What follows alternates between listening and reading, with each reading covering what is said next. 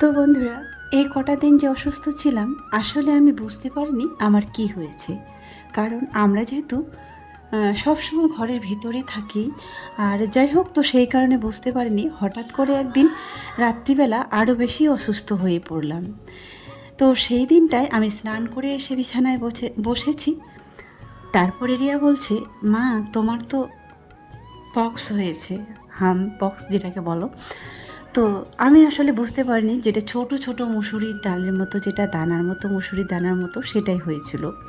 আসলে আমি তোমাদের বলছিলাম এটা হচ্ছে দুটো কারণে হয়। একটা হলো বিছানাপত্র যদি নোংরা থাকে তার কারণে, আর একটা শুনেছি যদি অতিরিক্ত শরীর দুর্বল থাকে। তো এইটাই আমি শুনেছি, জানি যতটুকু। আসলে কটা দিন ধরে সত্যি আসলেও শরীরটা প্রচুর প্রচুর দুর্বল ছিল।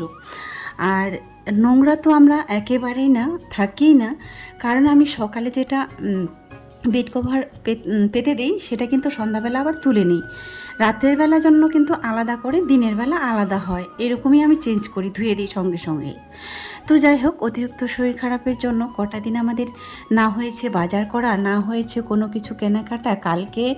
আজকে রাত পোহালে কালকে হচ্ছে ঈদ। আর আমি এদিকে চোখ খুলে দেখতে পাচ্ছি না, কি করব কোনো কিছু ভেবেই পাচ্ছি না।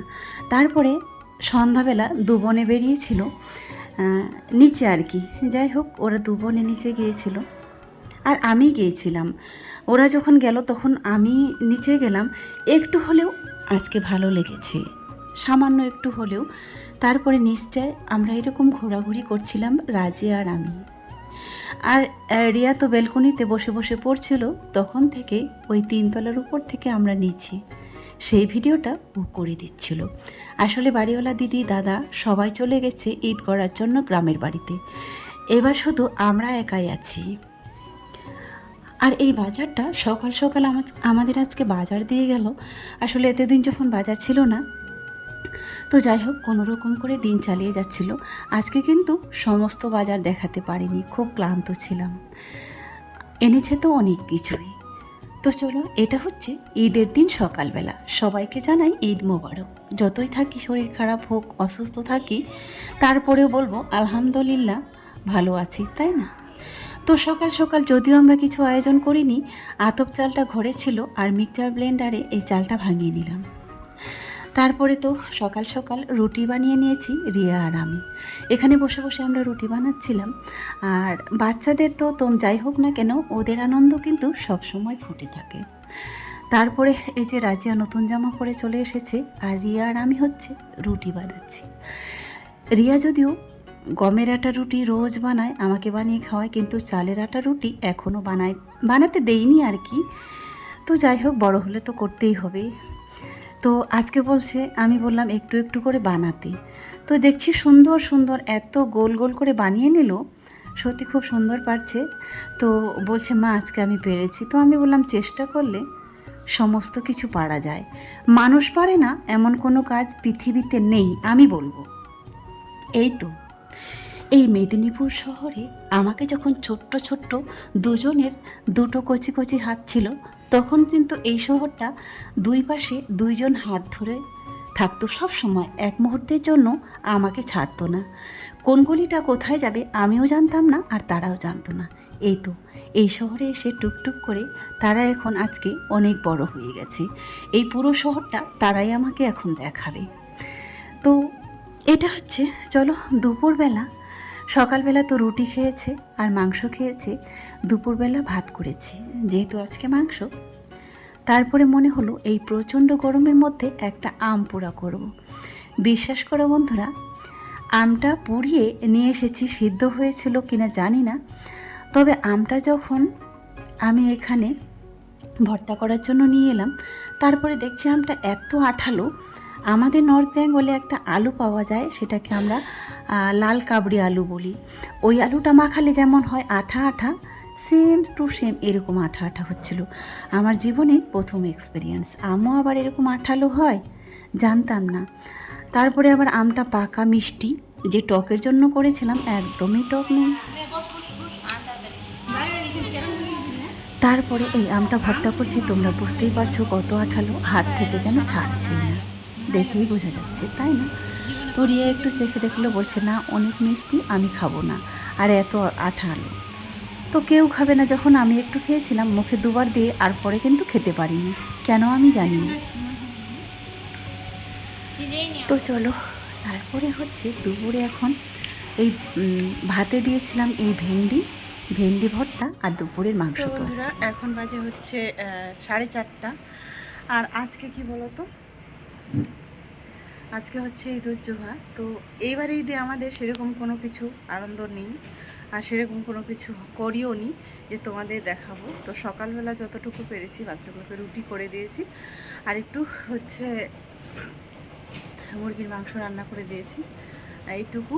আর ওরা এখন খেয়ে দিয়ে ঘুমাচ্ছে। প্রতিবারের মতো যেরকম একটা ধামাকা ওরা একটা আনন্দ করে, সেই আনন্দটা আর কি এই বছরে আমাদের হয়নি খুব একটা।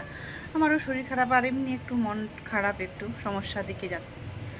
যাই হোক, একটা সমস্যা ছিল, তো এই জন্যই সেরকম কোনো একটা কিছু হয়নি। আর এখন যাব একটু নিচে। বাড়িওয়ালা হচ্ছে দিদিটা, ওরা নেই, ওরা সবাই দেশের বাড়িতে চলে গেছে কুরবানি করার জন্য। আর আমরা শুধু হচ্ছে দোতলায় একটা হচ্ছে একজন আছে, আর আমরা আছি, এই দুটো ফ্যামিলি শুধু আছি, তাছাড়া সবাই চলে গেছে। এখানে যারা যারা থাকে সবই হচ্ছে সার্ভিসম্যান, তো সবাই নিজের নিজের বাড়িতে চলে গেছে। আমরা দুটো ফ্যামিলি আছি। যে দাদাটা আছে সেটাও হসপিটালে করে, এর রায়গঞ্জ সদর হসপিটালে। তো চলো একটু নিচ থেকে ঘুরে আসি। আজকে যেহেতু এই ফ্ল্যাটে কেউ নেই, শুধু দোতলায় আর আমরা আছি, তো আমরা শুধু দুজন আছি, এই দিদি দাদা। বাড়ির আরও দুটো ফ্যামিলি ছিল ভাড়ায়, তারাও কিন্তু চলে গিয়েছে। তারপরে নিচটা একদম পুরোই ফাঁকা। তারপরে চলে এলাম নিচে। তারপরে ঘুরে ঘুরে দেখছিলাম এই দিদিদের আম বাগান। এই দিদিটা গাছ প্রচুর লাগায়, দেখো এখনও আম আরও বড় হচ্ছে। কদিন আগে দেখছিলাম আরও বড় ছিল, কিংবা মুকুল এসেছে। হয়তো এই আমটা 12 মাসি আম, হয়তো 12 মাসেই ফলবে। তারপরে নিচ থেকে আমরা এইখানে যে শাক পাতা হয় এটা রোজ দেখি, কিন্তু নিচে কখনো নেমে আসিনি। এসে দেখলাম প্রচুর শাক হয়েছে এখানে, ইচ্ছে হলো তাই একটু আরও নিচে চলে গেলাম। আর আমি তো শাক প্রেমী, তোমরা সবাই জানো। আজকে ঠিক দেখে যাচ্ছি, কালকে কিন্তু তুলতে আসবো। নিচে কিন্তু হাওয়া দিচ্ছে প্রচুর, ওপরে যদিও আমাদের হাওয়া যায়নি। তারপরে নিচটা ঘুরে ঘুরে দেখলাম, আবারও এদিকে চলে এলাম। এই আম গাছটা শুধু লতানো, এই আমটা কি বাবা আমি জানি না, শুধু নিচে ছেয়ে গেছে। তার কোনো মানে যে একটা যে টন হয়, গোড়াটা হয় মজবুত লম্বা হয়, সেটা কিন্তু দেখতে পেলাম না। আর ওই যে দেখো, আমরা থাকি এত উপরে, আর তখন আমরা এই নিচের দিকে তাকিয়ে তাকিয়ে দেখি যে আসলে মনে হয় অনেক শাকসবজি হয়েছে। সত্যি তো অনেক শাকসবজি, কালকে নিশ্চয় তুলতে আসব। আসলে আমার স্বপ্ন, সত্যি যদি আমার জীবনে যদি কোনোদিনও একটা এরকম বাড়ি হতো, এত বড় বিল্ডিং চাইনি, শুধু যদি একটু বাড়ি জায়গা হতো করার মতো। আমার স্বপ্ন ছিল পুরো বাড়িতে চারপাশে গাছ লাগাবো, আর ঠান্ডায় গাছের শীতলতম ছায়ায় বসে থাকবো। আসলে কি বলতো, এই বাড়ি গাড়ি নারী সবার ভাগ্যে কিন্তু হয় না, কথাটা চিরবাস্তব। জানি না আমার ভাগ্যে বাড়ি লেখা আছে কি না, কিন্তু স্বপ্ন এরকম আমারও একদিন ছিল যে আমার বাড়িটার চারপাশে শুধু গাছপালা লাগাবো।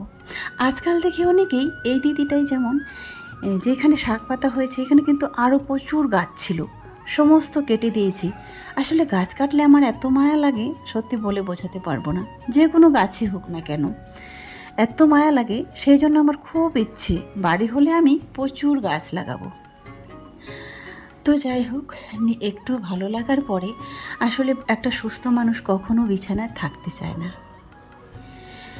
তো আমি যে এই 2টা সপ্তাহ বিছানায় শুয়ে শুয়ে থাকলাম ঘরবন্দি হয়ে, মনটা ছটফট করছিল কখন বাইরে যাব, কখন বাইরেটায় ঘুরবো। তো চলো আজকের মতো শেষ করছি। সবাই ভালো থাকবেন, সুস্থ থাকবেন।